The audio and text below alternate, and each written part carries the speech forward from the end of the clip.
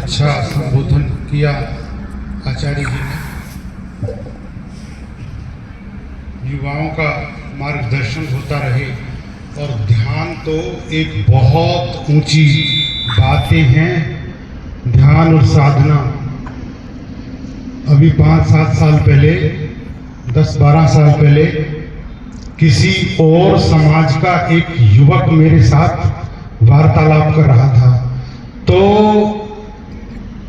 मुझे लगा कि वो भारी पड़ रहा है। तो मैंने चिंतन किया कि ये क्यों भारी पड़ रहा है। वो साधना करता है इसलिए। तो बहुत महत्व है। बच्चों, जितना आगे निकलना चाहते हो, कोई भी अपना उद्देश्य स्थापित कर लो, साधना के बल पर कुछ भी प्राप्त कर सकते हो जो आप चाहते हो। हम तो स्कूलों में जाकर के 10-10, 15-15 मिनट बच्चे जो ध्यान करते हैं, वो बहुत 10-20 दिन में ही बच्चे का सारा परिवर्तन हो जाता है। तो आचार्य जी ने बहुत अच्छा कार्य कर रहे हैं। हमारे मध्य में मैं बता रहा था, पुराने लोग तो जानते हैं, और स्वामी इंद्रवेश जी, स्वामी अग्निवेश जी, जो 40-50 साल से ऊपर के लोग हैं, वो तो भली भांति जानते हैं। उन्होंने एक बहुत बड़े आंदोलन को अपनी आंखों से देखा है, बातों में सुना है। लेकिन कुछ कम जो युवा हैं, वो स्वामी आदित्यवेश जी से परिचित नहीं है संभवतः। और मैं बताना चाहता हूं थोड़े से परिचय के माध्यम से, उसके बाद स्वामी जी मार्गदर्शन करेंगे।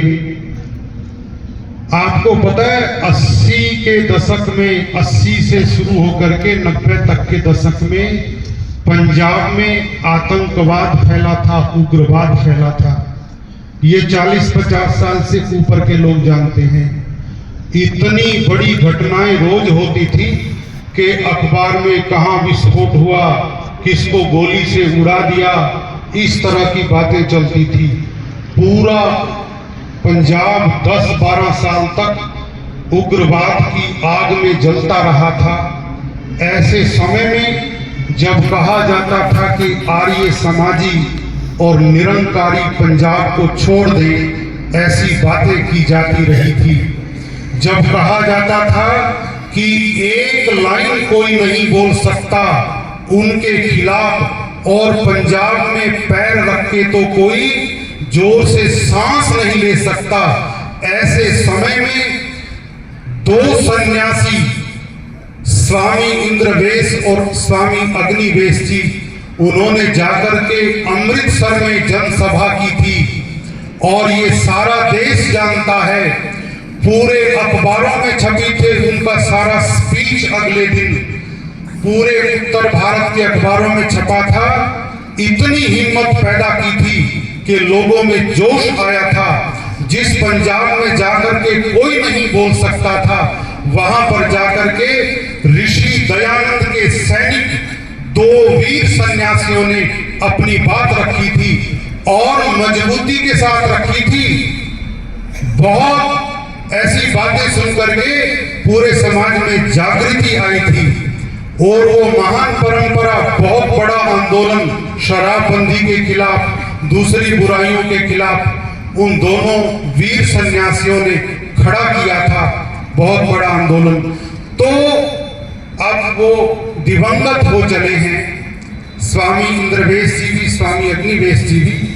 तो ये समस्या पैदा हुई कि अब उस महान आंदोलन को कौन संभालेगा, अब कौन वीरत्व की बात करेगा, अब कौन आर्य समाज के लिए बोलेगा सारे मंचों पर जाकर के।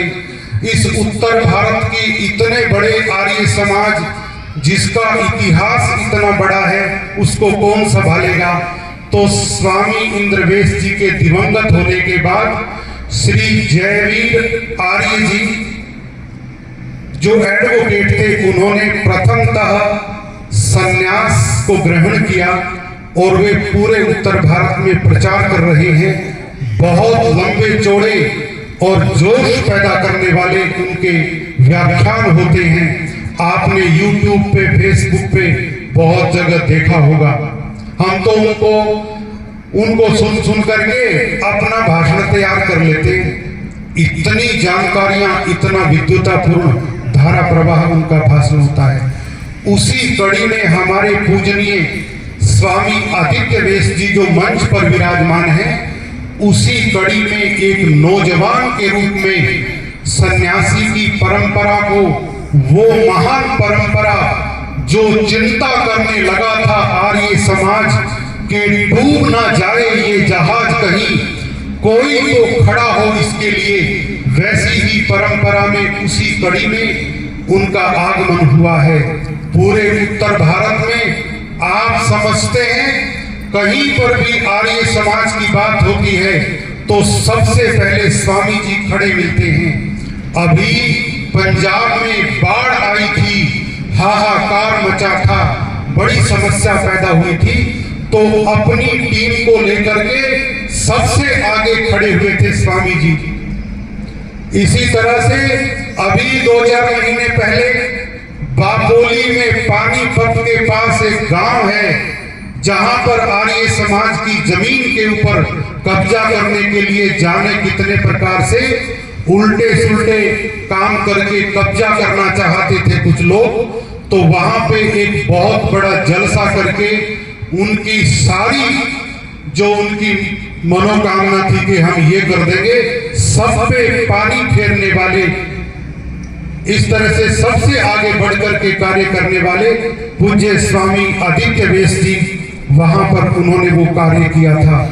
बहुत, मैं तो अपने फोन पे लाइव प्रसारण देख रहा था, बहुत गौरव हो रहा था कि जिस तरह से उन्होंने पूरा अग्रेसिव होकर के आगे बढ़कर के जिस तरह से संवेदनाओं को जागृत करने का एक सन्यासी की क्या भूमिका होती है वैसा कार्य किया था।